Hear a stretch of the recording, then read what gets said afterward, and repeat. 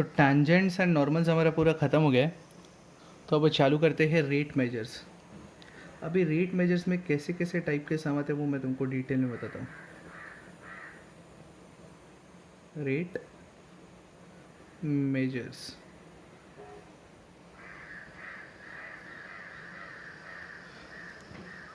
अभी rate measures में कैसे कैसे टाइप के सम आते हैं मैं तुमको बताता हूँ। रेट मेजर्स में अभी रेट मेजर्स में ना दो टाइप के सम आते हैं। एक टाइप का जो बेसिक्स है अपना काइनेटिक्स इक्वेशन, डिस्प्लेसमेंट वेलोसिटी और एक्सेलरेशन के ऊपर के क्वेश्चन आते हैं।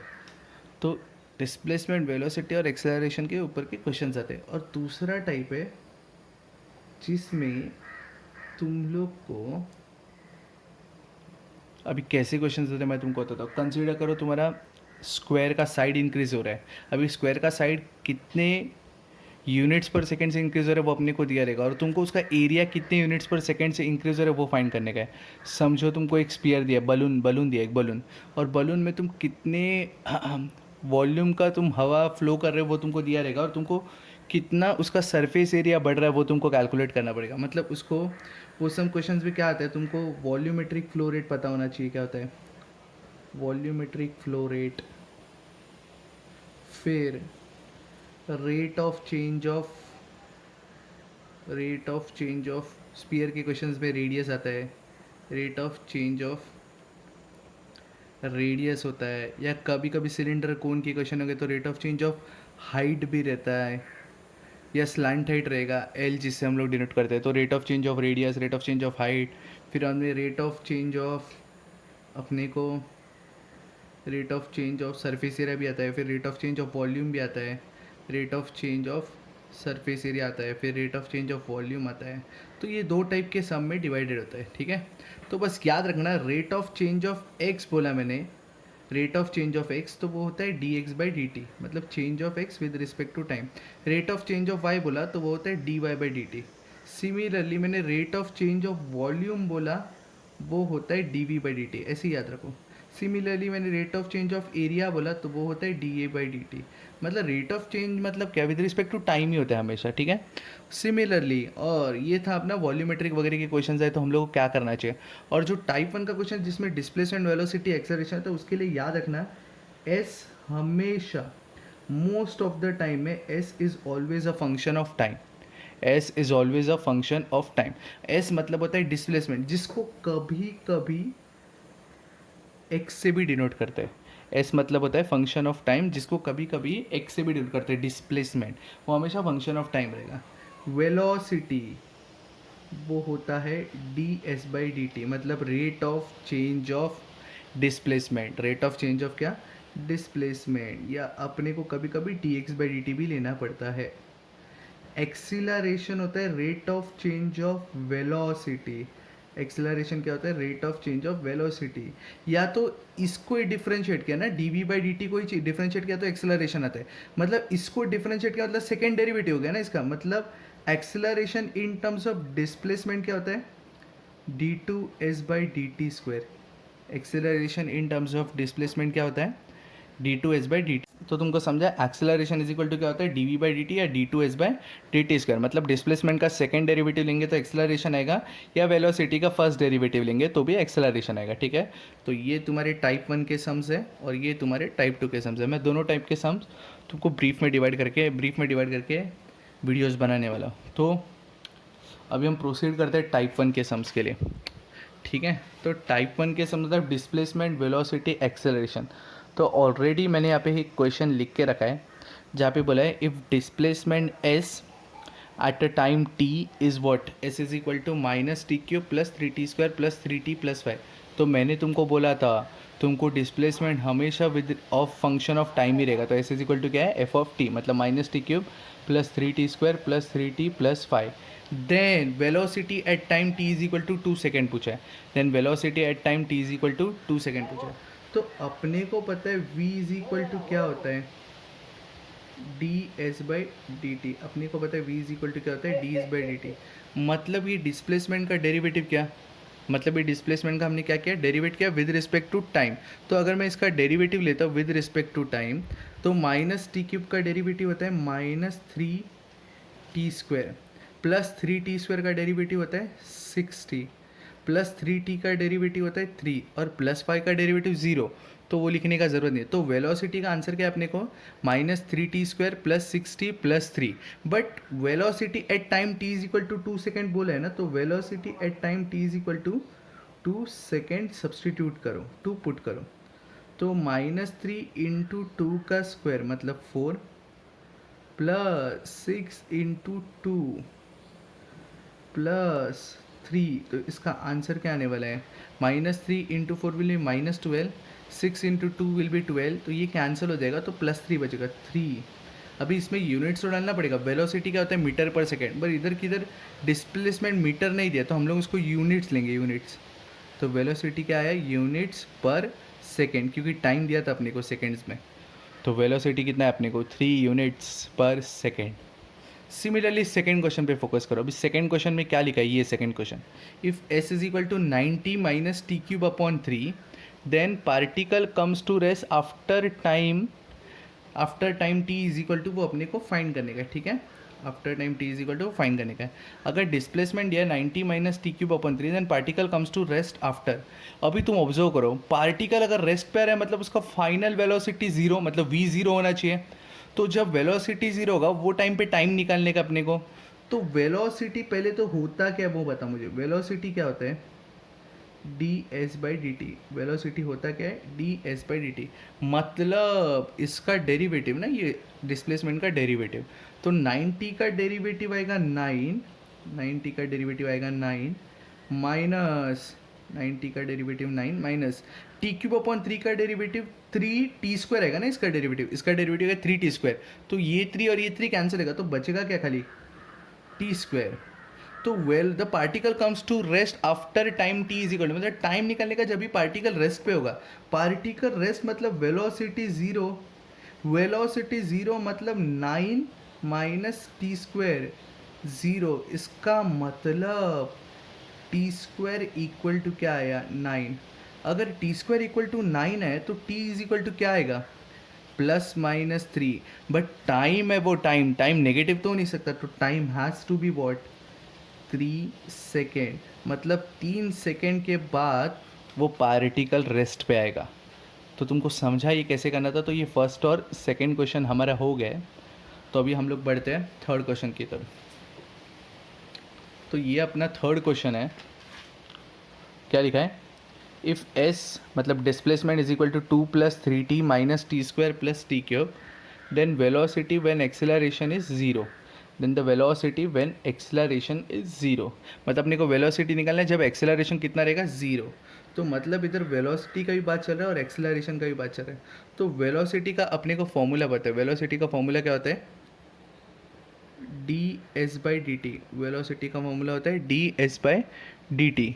तो वेलोसिटी का फॉर्मूला अगर ds/dt होता है तो इसका डेरिवेटिव करेंगे तो 2 का डेरिवेटिव क्या आने वाला है 0, 3t का डेरिवेटिव आएगा 3 माइनस t² का डेरिवेटिव आएगा 2t और t³ का डेरिवेटिव आएगा 3t²।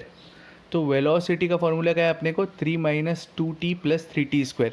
तो वेलोसिटी व्हेन एक्सेलरेशन इज 0, तो अभी एक्सेलरेशन निकालते हैं। अभी एक्सेलरेशन का फॉर्मूला क्या होता है dv/dt। अभी एक्सेलरेशन का फॉर्मूला क्या होता है dv/dt। अभी सर बट एक्सेलरेशन निकालने का ज़रूरत क्या है, वेलोसिटी व्हेन एक्सेलरेशन इज 0 दिया, when time is equal to 0 नहीं दिया अपने को, एक्सेलरेशन 0, तो एक्सेलरेशन तो निकालना पड़ेगा अपने को। अभी एक्सेलरेशन जब में 0 होगा तो पहले एक्सेलरेशन का फॉर्मूला निकालते dv/dt, मतलब इसका derivate with respect to time, इसका डेरिवेट मतलब इसी का derivate with respect to time. तो 3 का डेरिवेटिव तो 0 हो जाएगा, -2t का डेरिवेटिव हो जाएगा -2 प्लस 3t² का डेरिवेटिव हो जाएगा 6t। अभी एक्सेलरेशन अपने को बोला 0 है, इसका मतलब 60 इक्वल टू 2 हो गया, इसका मतलब t is equal to 1/3 seconds हो गया। तो टाइम आ गया मुझे, जब भी एक्सेलरेशन 0 रहेगा वो टाइम पे टाइम क्या रहने वाला है 1/3 सेकेंड। तो 1/3 सेकेंड अगर मैं वेलोसिटी में सब्स्टिट्यूट करूँगा तो मुझे एक्सेलरेशन जब 0 रहेगा वो टाइम का वेलोसिटी आ जाएगा। तो वेलोसिटी 1/3 इसमें पुट करो, 3 माइनस टी 1/3 टाइम पुट करो, सॉरी टाइम की जगह पे 1/3 पुट करो, प्लस 3 इंटू 1/3 का स्क्वायर। तो इसको सिंप्लीफाई करेंगे हम लोग, तो वेलोसिटी इज इक्वल टू क्या आएगा 3 माइनस 2/3 प्लस ये 1/9 और 3, तो ये 1/3 होने वाला है, तो अभी एलसीएम लेना पड़ेगा अपने को। तो वेलोसिटी 3 एलसीएम लेंगे तो 9 माइनस 2 प्लस 1/3 आएगा। तो 9 माइनस 2 होता है 7, 7 प्लस 1 होता है 8, तो 8/3 वेलोसिटी है ये। तो इसका आंसर क्या आएगा यूनिट्स पर सेकेंड। इसका आंसर क्या आने वाला है यूनिट्स पर सेकेंड। तो जब वेलोसिटी अपने को एक्सेलरेशन जब जीरो रहेगा वो निकालना होगा, तो उसका आंसर क्या है 8/3 यूनिट्स पर सेकेंड। तो ये था हमारा थर्ड सम। अभी आगे बढ़ते हैं फोर्थ क्वेश्चन की तरफ। तो फोर्थ क्वेश्चन थोड़ा अलग है। अ stone thrown vertically upward rises s feet in the time. मतलब यहाँ पे कोई तो खड़ा है, लेट जस्ट अज्यूम सूदान खड़ा है यहाँ पे सूदान खड़ा है, ठीक है। यहाँ से इसने एक पत्थर उठाया और इसने ना हवा में फेंका ऊपर। अब इसमें ताकत तो है नहीं, तो ज़्यादा ऊपर तो गया नहीं होगा पत्थर, ये तो सबको पता है, ठीक है। कंसिडर करो इतने हाइट तक वो पहुँच गया। A stone thrown vertically upward rises s feet in t seconds where s is equal to formula दिया है, where s is equal to ये फॉर्मूला दिया 112t माइनस 16t स्क्वायर, ठीक है। The maximum height reach by the stone, मतलब सूदान ने यहाँ से जब फेंका होगा तो ये मैक्सिमम कितना हाइट ऊपर गया होगा वो अपने को निकालना है, ठीक है। तो अभी केयरफुली देखो कैसे निकालने का। सबसे पहले तो तुम ऑब्जर्व करो ये मैक्सिमम कितना ऊपर जाके एक वापस आया होगा वो तुमको निकालने का। तो सबसे पहले देखो इधर, अभी ये पहले तो देखो upward rises s feet in the second, मतलब ऊपर कितना जा रहा है वो s फीट, मतलब उसका s ऊपर वाला ये s वाला पार्ट लिया s, और उसका इक्वेशन दिया हम लोग ने 112t माइनस 16t स्क्वायर। मतलब वो अगर ऐसा पत्थर फेंक रहा है ऊपर तो उसका जो डिस्प्लेसमेंट है वो कैसे कैलकुलेट किया उसने 112t माइनस 16t स्क्वायर। तो एक हाइट पे जाएगा मैक्सिमम हाइट पे, उधर मैक्सिमम हाइट पे जाएगा तो उधर एक फ्रैक्शन ऑफ टाइम के लिए स्टोन रुक जाएगा और फिर से नीचे गिरना चालू हो जाएगा। तो फ्रैक्शन ऑफ टाइम के लिए रुक जाएगा, मतलब वो टाइम पे वेलोसिटी कितना हो गया ज़ीरो। एक फ्रैक्शन ऑफ टाइम के लिए ऊपर पहुंच के रुक जाएगा, मतलब वो टाइम पे वेलोसिटी कितना हो गया ज़ीरो। इतना समझा। तो सबसे पहले ना हम लोग ना वेलोसिटी कैलकुलेट करेंगे। तो वेलोसिटी अपने को पता है क्या होता है ds/dt। देयरफॉर वेलोसिटी मतलब इसका डिफरेंशिएशन 112t का डेरिवेटिव 112 आएगा माइनस 16t स्क्वायर का डेरिवेटिव आएगा 32t, क्योंकि 16 वैसे टी स्क्वायर का डेरिवेटिव 2t। तो यहाँ से अगर वो पत्थर फेंक रहा है तो एक मैक्सिमम हाइट पे जाके वो फ्रैक्शन ऑफ टाइम के लिए रुक जाएगा, फिर से वो नीचे गिरना चालू हो जाएगा। मतलब वो फ्रैक्शन ऑफ टाइम के लिए जब रुकेगा वो टाइम पे वेलोसिटी कितना होने वाला है जीरो। वो कभी जाके रुकेगा, कौन से टाइम पे रुकेगा मेरे को नहीं पता, बट मुझे पता है कि वो पॉइंट पे वेलोसिटी जीरो होने वाला है। तो वेलोसिटी मैंने जीरो पुट किया, तो यहाँ से 112 इज इक्वल टू कितना है मेरे को 32t आया। 112 इज इक्वल टू कितना है मुझे 32t। तो ये 16 के टेबल में जाने वाला है। तो 16 कितने से 112 होगा, 16 7 से 112 होगा, तो ये 7/2 आएगा। 7/2 मतलब या एक काम करो उसको 7/2 ही रहने दो सेकेंड्स, मतलब वो 3.5 7/2 मतलब 3.5, मतलब वो 7/2 सेकेंड्स पे जाके ना रुक जाएगा। मतलब 7/2 सेकेंड्स पे उतने जितना भी ट्रैवल किया होगा डिस्टेंस वही उसका मैक्सिमम हाइट रहेगा। मतलब 7/2 सेकेंड पे उसने जितना भी ऊपर जाके डिस्टेंस ट्रैवल किया वही उसका मैक्सिमम हाइट रहेगा। तो maximum height is equal to ये डिस्प्लेसमेंट है ना, वो कितना height rises upward way thrown through vertical rises s, मतलब यही है वो। मतलब t इक्वल टू 7/2 डालूंगा तो मेरे को वैल्यू आएगा।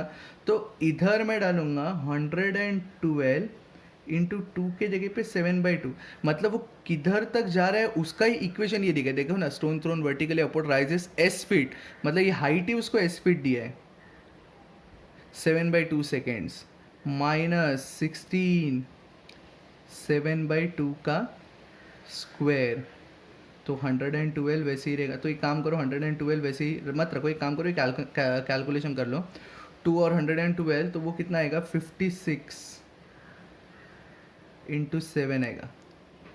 ठीक है, 56 इंटू 7 माइनस ये 2 का स्क्वायर 4 होने वाला है, तो 4 और ये 4 बचेगा इधर, और 7 का स्क्वायर क्या होगा 49। अभी तो ऑब्जर्व करो इन दोनों में कुछ तो कॉमन है। The only thing which helps in simplification is what taking common. इन दोनों में 4 कॉमन है, इन दोनों में 7 कॉमन है। 7 तो कॉमन हो गया, 4 कॉमन हो गया, इसमें से 4 कॉमन हो गया, तो 56 के लिए क्या बचेगा 14 माइनस 4 कॉमन हो गया 7, तो खाली 7 बचा, तो 14 माइनस 7 करेंगे तो 7 आएगा, तो 4 इंटू 7 इंटू 7, 4 इंटू 7 इंटू 7, तो 7 7 सा 49, और 49 4 सा कितना होने वाला है 196, और हाइट है एस, मतलब उसको क्या फीट, मतलब अगर सुदान यहाँ से पत्थर फेंकेगा विद दिस इक्वेशन, उसका एस या हाइट रहेगा, तो मैक्सिमम हाइट वो कितना जा सकता है 196 फीट। तो मैक्सिमम हाइट वो कितना जा सकता है 196 फीट। तुमको समझा कैसे करने का ये सम? चलो आगे बढ़ते हैं 5th क्वेश्चन की ओर। If a displacement x at a time t is x is equal to a cos omega t minus b sin omega t where omega is a constant, then acceleration is equal to, मतलब मुझे acceleration निकालने का, ये थोड़ा easy सम है। Displacement x displacement है, तो displacement का अगर मैं डेरिवेटिव करूँगा मुझे वेलोसिटी आएगा, फिर वेलोसिटी का अगर मैं डेरिवेटिव करूँगा तो फिर से मुझे क्या आएगा डिस्प्लेसमेंट। तो केयरफुली देखो मैं कैसे कर रहा हूँ। Velocity is equal to displacement का डेरिवेटिव होता है, मतलब d x by d t.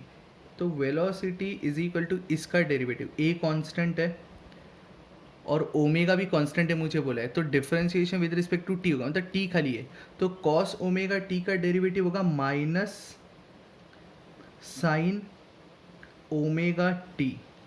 अभी डेरिवेटिव खत्म नहीं होगा, अभी ओमेगा टी का भी डेरिवेटिव होगा, तो ओमेगा टी का डेरिवेटिव होगा ओमेगा खाली, क्योंकि टी का 1 हो जाएगा, minus b sine omega t का डेरिवेटिव आएगा कॉस ओमेगा टी। अब जब कॉस ओमेगा टी कर रहे हो तो वापस ओमेगा टी का डेरिवेटिव आएगा, फिर से ओमेगा ही आने वाला है। तो इन दोनों में कॉमन क्या है, ओमेगा कॉमन है, तो ओमेगा कॉमन ले लो, अंदर क्या बचा minus a sine omega t minus b cos omega t. तो ये वेलोसिटी हो गया। अभी हम लोग एक्सेलरेशन निकालने का है, तो एक्सेलरेशन ये होता है d v by d t. अभी एक्सेलरेशन होता है d v by d t, तो acceleration is equal to d v by d t, मतलब इसका डेरिवेटिव, तो ओमेगा तो कांस्टेंट है वो वैसे ही रहेगा, माइनस ए कांस्टेंट है वैसे ही रहेगा, साइन ओमेगा टी का डेरिवेटिव क्या आएगा कॉस ओमेगा टी, फिर ओमेगा टी का डेरिवेटिव करेंगे तो ओमेगा आएगा, ठीक है, माइनस बी वैसे ही रहेगा कॉस ओमेगा टी का derivative minus sine omega t, तो ये प्लस हो जाएगा, तो साइन ओमेगा टी, फिर ओमेगा टी का डेरिवेटिव करेंगे तो ओमेगा आएगा, ठीक है। तो अभी इन दोनों में से कॉमन क्या है, ये ए एक्सेलरेशन है और ये ए ये वाला ए है, तो वो डिफरेंस है दोनों, समझ गया ना तुम लोग। इन दोनों में कॉमन क्या है, ओमेगा कॉमन है, तो बाहर ओमेगा स्क्वायर हो जाएगा। इन दोनों में कॉमन है ओमेगा, तो बाहर ओमेगा स्क्वायर हो जाएगा, और माइनस साइन भी कॉमन ले लो, अंदर क्या आएगा मुझे बताओ, ए आएगा, माइनस साइन कॉमन लिया तो a cos omega t, minus sine common लिया तो ये माइनस हो जाएगा, minus b sine omega t. अगर तुमने प्रॉपरली ऑब्जर्व किया तो a cos omega t minus b sine omega t, ये फिर से एक्स आ गया, तो मतलब acceleration is equal to minus omega square into x. तुमको समझा कैसे करने का है? तो ये था हमारा 5th question of type 1 of rate measures. तो अभी 6th क्वेश्चन पे फोकस करते हैं। ये है 6th क्वेश्चन।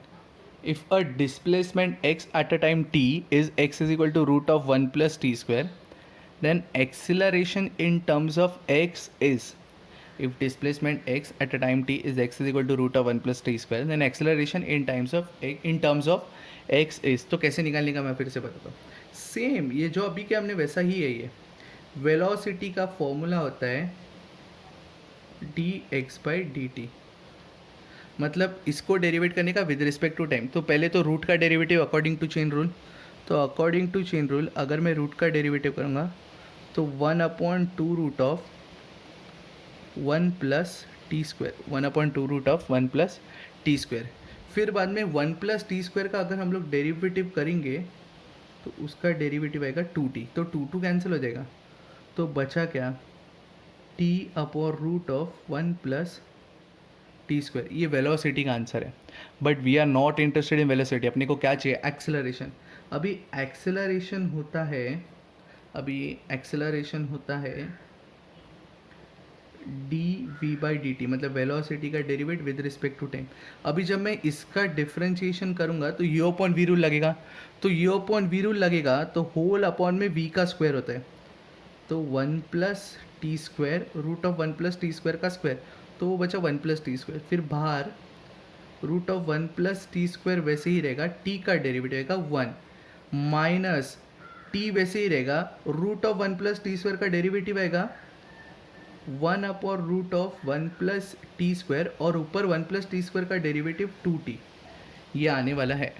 तो यहाँ से एक्सेलरेशन क्या आएगा, अगर तुम देखोगे तो ये सिंप्लीफाई करेंगे तो ये इधर जाएगा, तो वो क्या आ जाएगा पता है, √1 + t² इंटू √1 + t², तो होल स्क्वायर हो गया, माइनस t इंटू 2t, तो वो 2t² हो गया, और नीचे क्या आएगा 1 + t², ये वैसे ही है, और ऊपर से ये रूट वाला भी आ जाएगा ना, तो √1 + t²। तो अगर मैं ये ओपन करूँगा तो स्क्वायर और रूट तो कट गया ना, तो बचा क्या, 1 + t² minus 2t² upon 1 + t² आया माइनस 2t² आएगा, 2t² आएगा, थोड़ी एक सिंपल मिस्टेक हो गया है, इधर 2 आएगा 2, तो क्योंकि 1/2 रूट होता है ना, तो ये 2 कैंसिल होके ये चले जाएगा, मतलब ये 2 नहीं आएगा, अभी ये 2 नहीं आएगा, मतलब ये भी 2 नहीं आएगा, ठीक है। और ये क्या हो गया, 1 + t² रेस टू, ये पावर 1 है और ये पावर हाफ है, तो मिलके बन जाएगा 3/2, पावर 1 और ये पावर हाफ है, तो मिलके क्या बन जाएगा 3/2। तो ये ऊपर t² माइनस t² है, तो क्या है 1/1 + t², पावर 3/2 को मैं 1/2 का क्यूब लिख सकता हूँ, पावर 3/2 को मैं 1/2 का क्यूब लिख सकता हूँ, क्या लिख सकता हूँ मैं, 1/2 का क्यूब, समझा इतना तुम लोग को। तो अभी केयरफुली ऑब्जर्व करो, acceleration is equal to 1/√1 + t² का क्यूब। तो बट तुमको क्वेश्चन में क्या है, acceleration in terms of x निकालना है तुमको, acceleration in terms of x, तो √1 + t², इसका मतलब ही एक्स होता है ना, तो ये आ गया 1/x³। तो मुझे acceleration in terms of x बोला था, तो acceleration in terms of x क्या आएगा 1/x³। तो ये था 6 क्वेश्चन अपना डिस्प्लेसमेंट का। Let just proceed to the last question of type 1 of rate measures, 7 question, जिसमें दिया है if displacement S is related to time t by the equation t is equal to a² plus bs plus c, where a is greater than 0, then the retardation of body is proportional to, ये question है, retardation of body is proportional to. तो time is equal to T, उसका formula क्या दिया लोग ने, a² plus B S plus C. तो मुझे रिटार्डेशन मतलब क्या होता है पता है, रिटार्डेशन का मतलब होता है नेगेटिव एक्सेलरेशन, रिटार्डेशन का मतलब होता है नेगेटिव एक्सेलरेशन, डी एक्सेलरेशन जिसको बोलते हैं। तो इसको अभी एक्सेलरेशन या डी एक्सेलरेशन जो भी होगा, नेगेटिव एक्सेलरेशन मतलब डी एक्सेलरेशन रिटार्डेशन, तो नेगेटिव साइन बाद में देखते हैं, एक्सेलरेशन का ही बात करते हैं। तो मैं इसको differentiate with respect to time करूँगा, तो इधर तो 1 आ जाएगा ना, क्योंकि टाइम का डेरिवेटिव 1 ही होगा ना, टी का डेरिवेटिव, a² का डेरिवेटिव आएगा 2as, s² का डेरिवेटिव आएगा 2s, फिर s का भी डेरिवेटिव होगा ना ds/dt। सर s का डेरिवेटिव क्यों किया, क्योंकि विद रिस्पेक्ट टू टाइम है ये, तुमको समझा, प्लस b कांस्टेंट है, s का डेरिवेटिव आएगा ds/dt, फिर प्लस c तो 0 हो गया, तो उसका टेंशन नहीं अपने को। तो यहाँ से 1 इज इक्वल टू क्या आ गया, 2as और ds/dt होता है v प्लस bv। समझा तुमको? तो तुम ऑब्जर्व करो इन दोनों में ना कुछ तो कॉमन है। क्या कॉमन है? v। तो 2as plus b the whole into v. तो एक काम करो, v को ना नीचे लेके आ जाओ। तो v अगर नीचे आ गया तो ये हो गया 1/v is equal to 2as plus b. तो ये हो गया 2as प्लस बी। अभी देखो इधर क्या कर रहा हूँ अभी मैं, ये इधर सॉल्व करता हूँ मैं अभी। अगर इसको देखो, एक्सेलरेशन का बात है मतलब और एक बार डिफरेंशिएट तो करना ही पड़ेगा ना, क्योंकि वेलोसिटी का डी एक्सेलरेशन होता है, वेलोसिटी का डेरिवेटिव होता है एक्सेलरेशन। तो 1/v का डेरिवेटिव होगा -1/v²। 1/v का डेरिवेटिव होगा -1/v²। फिर v का भी डेरिवेटिव करना पड़ेगा dv/dt। अभी विद रिस्पेक्ट टू टाइम ही चल रहा है। Is equal to 2a constant है वैसे ही रहेगा, s का डेरिवेटिव आएगा ds/dt। s का डेरिवेटिव क्या आएगा? ds/dt। और प्लस b का 0 तो वो सोचने का ज़रूरत नहीं। देयरफॉर -1/v² dv/dt a होता है इज इक्वल टू 2a और ds/dt फिर से क्या होता है? v। ठीक है, ये a एक्सेलरेशन है और ये a जो क्वेश्चन में। तो एक काम करते हैं, a डैश ले लेते हैं एक्सेलरेशन का। ये a कांस्टेंट वाला a है जो इक्वेशन में दिया है ये वाला, और ये वाला a डैश जो a लिखा है, a डैश लिखा है मैंने a, वो एक्सेलरेशन है। तो यहाँ से -a dash is equal to क्या आया? 2av³। नेगेटिव एक्सेलरेशन का मतलब ही रिटार्डेशन होता है। मतलब रिटार्डेशन जो तुमको क्वेश्चन में बोला था, रिटार्डेशन जो क्वेश्चन में बोला था क्या? Is retardation what is proportional to क्या आया? v³। मतलब retardation is directly proportional to cube of the velocity. तो तुमको जो क्वेश्चन पूछा समझा? बस एक बार याद रखना, रिटार्डेशन मतलब होता है नेगेटिव ऑफ एक्सेलरेशन। रिटार्डेशन मतलब क्या होता है? Negative of acceleration. तो इसी के साथ अपना रेट मेजर्स का टाइप 1 खत्म हो गया।